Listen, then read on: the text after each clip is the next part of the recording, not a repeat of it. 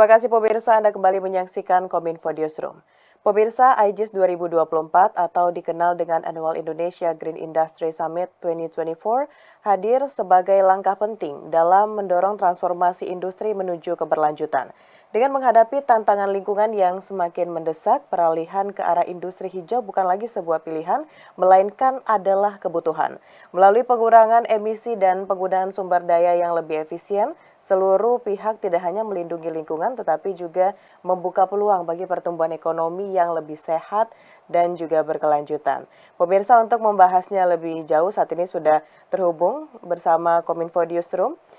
Pada malam hari ini Bapak Andi Rizaldi selaku Kepala Badan Standarisasi Kebijakan Jasa Industri Kementerian Perindustrian Republik Indonesia. Assalamualaikum, selamat malam Pak Andi. Waalaikumsalam, selamat malam Mbak Mona. Salam sehat Pak Andi, terima kasih sudah bergabung dalam Dialog Kominfo Newsroom malam hari ini. Ini adalah topik yang sangat penting sekali untuk diketahui oleh banyak orang Pak Andi mengenai IGIS 2024. Sebelum kita bahas betapa pentingnya IGIS ini untuk masa depan industri, mungkin di awal Pak Andi kita bisa berikan edukasi dulu kepada pemirsa Kominfo Newsroom, lebih khususnya apa sebenarnya itu industri hijau dalam konteks IGIS 2024 ini Pak. Baik, terima kasih Mbak Mona. Yang pertama yang perlu saya sampaikan bahwa pengaturan mengenai industri ini diatur dalam Undang-Undang Nomor 3 Tahun 2014 tentang perindustrian. Nah, di dalam Undang-Undang Nomor 3 Tahun 2014 itu disebutkan ada dua kata kunci bahwa industri yang dikategorikan hijau itu adalah industri yang efisien dan efektif dalam memproses atau memanfaatkan sumber daya. Jadi sumber daya ini bisa berupa bahan baku, bahan penolong, dan bahan-bahan lainnya termasuk juga SDM di dalamnya. Nah, kalau misalnya sekarang kita mengembangkan industri itu secara paradigma lama, industri itu harus bisa memberikan kontribusi terhadap pembangunan nasional atau terhadap pendapatan domestik bruto atau PDB. Nah, sekarang dengan adanya paradigma baru, maka industri itu tidak hanya untuk meningkatkan PDB, tidak hanya untuk meningkatkan pendapatan domestik bruto, tapi juga industri itu harus memperhatikan keberlangsungan atau sustainability, sehingga nanti dampak PDB-nya itu dapat dirasakan tidak hanya pada suatu saat saja, tapi dampaknya dapat berlangsung cukup lama karena memperhatikan masalah keberlangsungan atau sustainability.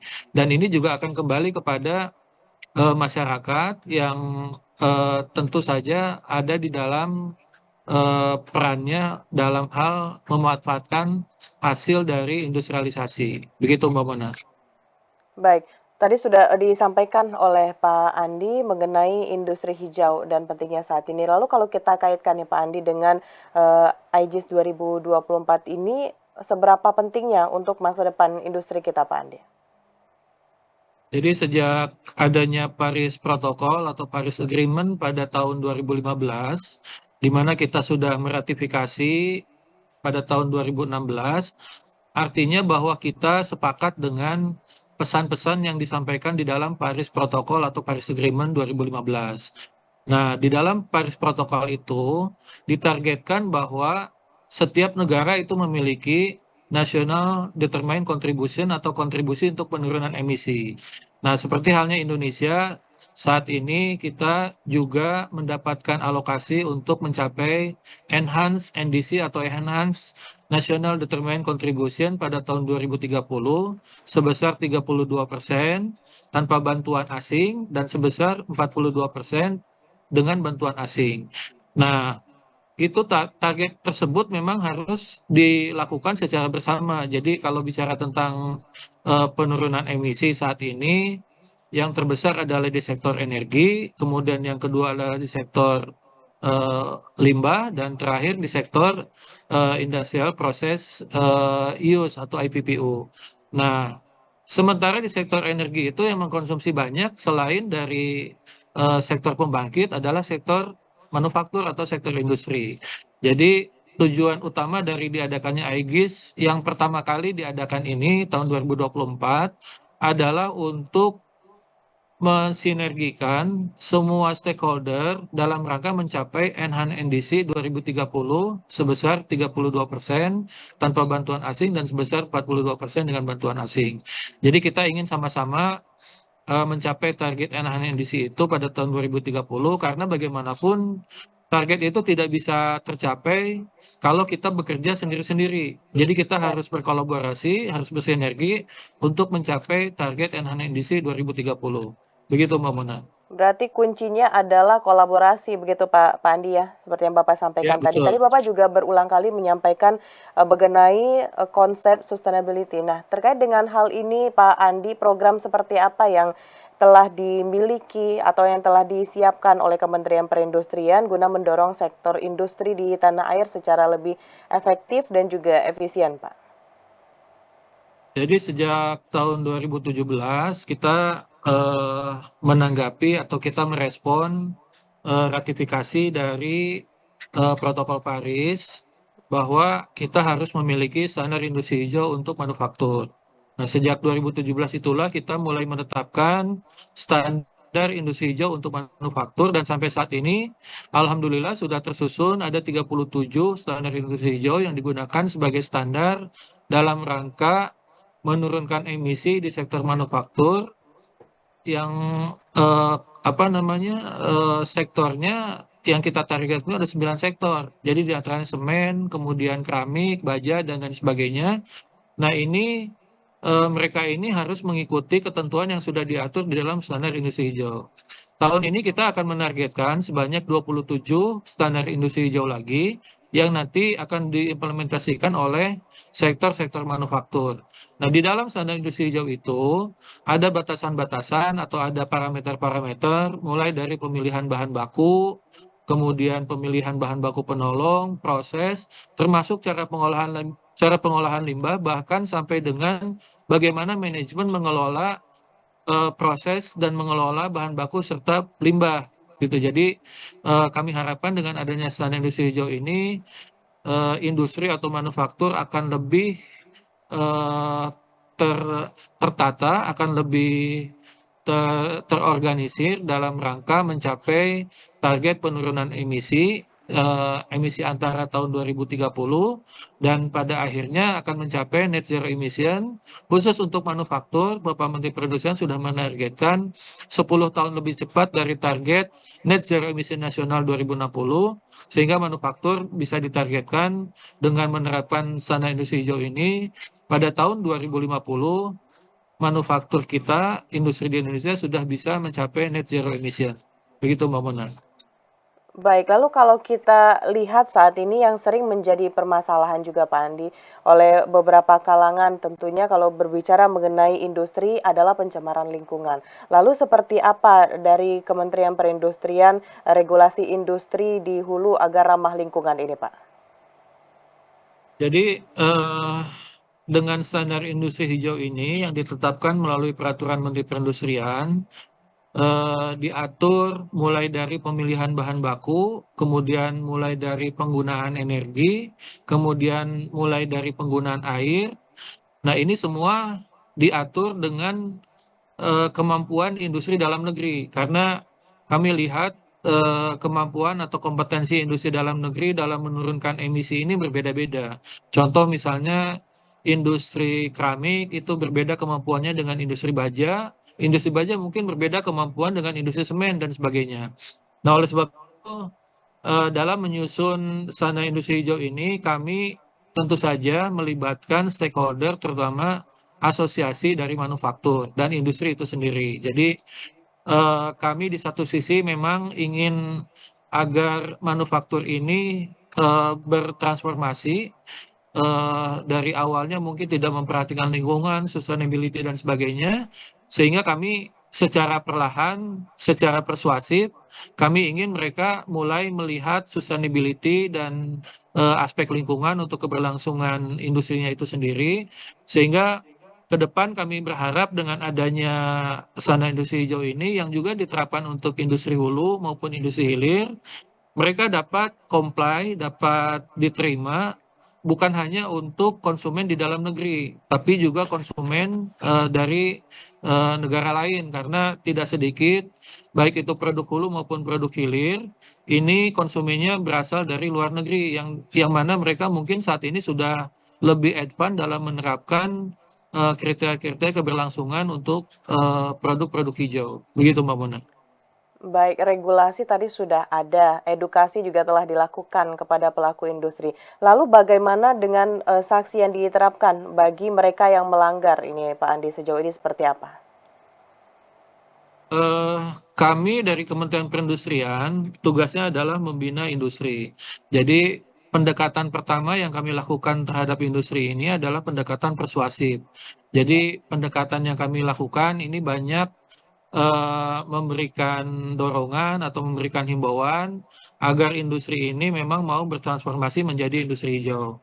Nah, bahkan eh, kami melihat kalau memang industri itu harus diberikan sanksi, maka sudah sewajarnya misalnya industri ini juga mendapatkan reward seandainya Hmm. mereka bisa menyesuaikan atau bisa sesuai dengan ketentuan yang ada di dalam standar industri hijau.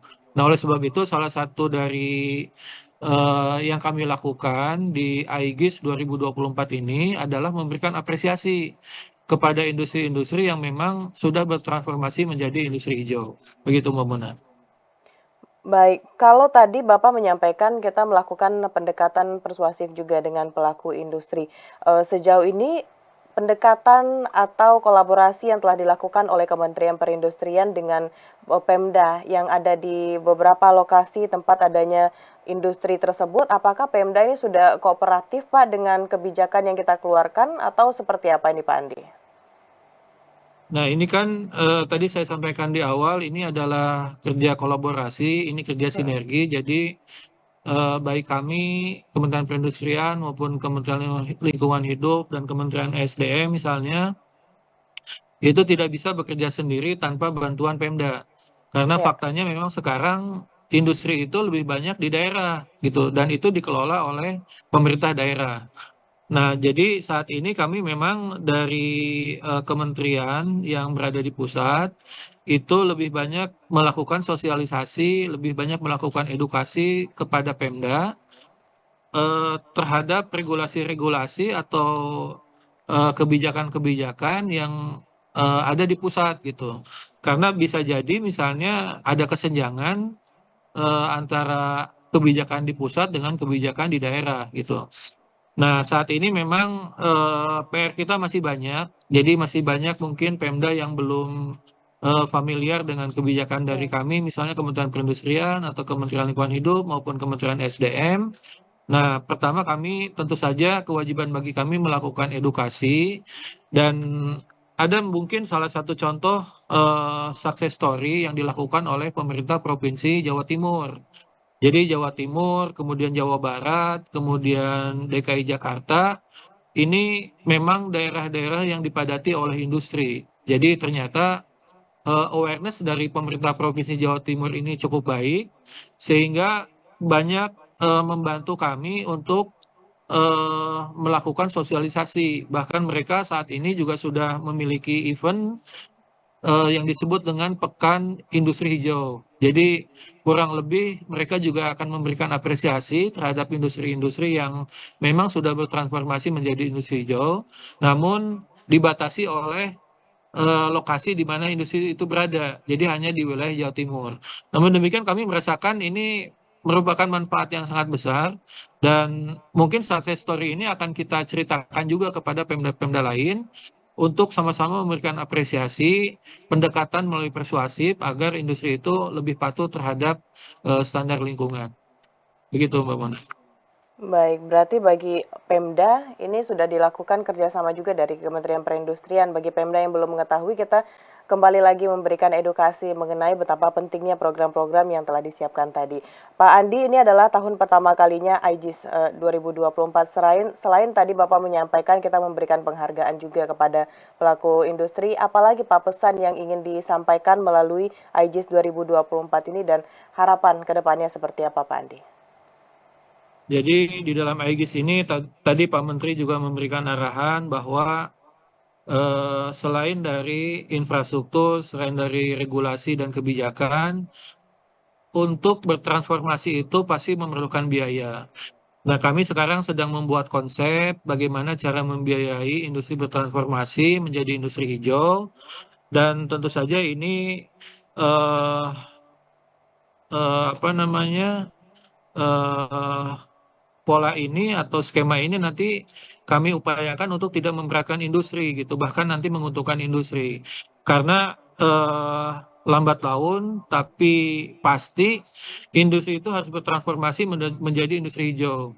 Jadi walaupun nanti ada misalnya industri atau perusahaan atau pabrik yang mengalami kesulitan dari sisi pendanaan, nah kami sekarang sedang membuat konsep bagaimana bisa mendanai industri yang memiliki keterbatasan dari sisi pendanaan supaya tetap bisa bertransformasi dengan menggunakan dana-dana yang memang eh, tadi itu. Jadi ada dana-dana internasional yang perlu disalurkan, tapi tentu saja penyalurannya ini harus dengan cara yang benar, kemudian ada dampak yang signifikan juga terhadap perubahan atau terhadap kepatuhan terhadap lingkungan. Begitu, Mbak Mona.